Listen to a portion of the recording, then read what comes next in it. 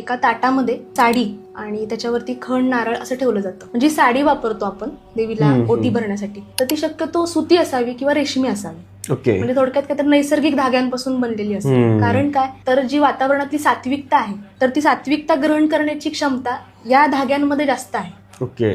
म्हणजे आपण जर पॉलिस्टर नायलॉन असं जर बघितलं तर हे कृत्रिम धागे आहेत ना, हो. तर याच्यामध्ये ती क्षमता नाहीये, परंतु सुती धाग्यांमध्ये रेशमी धाग्यांमध्ये ती क्षमता जास्त असते. मग ताटामध्ये साडी घेऊन त्याच्यावरती खण नारळ असं ठेवलं जातं आणि त्याच्यामध्ये थोडे तांदूळ घातले जातात. जो नारळ आपण ठेवतो तर त्या नारळाची जी शेंडी आहे तर ती देवीच्या दिशेने पाहिजे. आता कसं का तर जे देवीचं तत्व आहे तर त्या शेंडीच्या माध्यमातून त्या नारळामध्ये येतं आणि जे खण आणि नारळ आहे त्याच्यामध्ये ती ऊर्जा संक्रमित होते. असं त्याच्या पाठीमागचं एक कारण आहे. म्हणजे जसं की अँटिना कसं काम करतो की सॅटेलाइट कडून टॉवरती वेव्हज खेचतो आणि मग पुढे प्रक्षेपित होतं, तर तशाच पद्धतीचं हे कार्य पण सूक्ष्मातनं असं चालतं की देवीचं तत्व ग्रहण होतं आणि मग ते आपल्याला मिळतं. बरोबर. मग ज्यावेळी आपण ती ओटी आहे तर ती ओंजळीमध्ये घेऊन आपल्या छातीच्या जवळ ठेवायची आणि देवीला भावपूर्ण प्रार्थना करायची की आई तुझं जे तत्व आहे तर ते मला मिळू दे, तुझी शक्ती तुझं चैतन्य मला मिळू दे, अशी प्रार्थना करायला पाहिजे. म्हणजे ओटी भरतो आपण सर्रासपणे, परंतु ही प्रार्थना नाही करत. ही प्रार्थना केल्यानंतर काय होतं तर देवीचा आशीर्वाद मिळतो,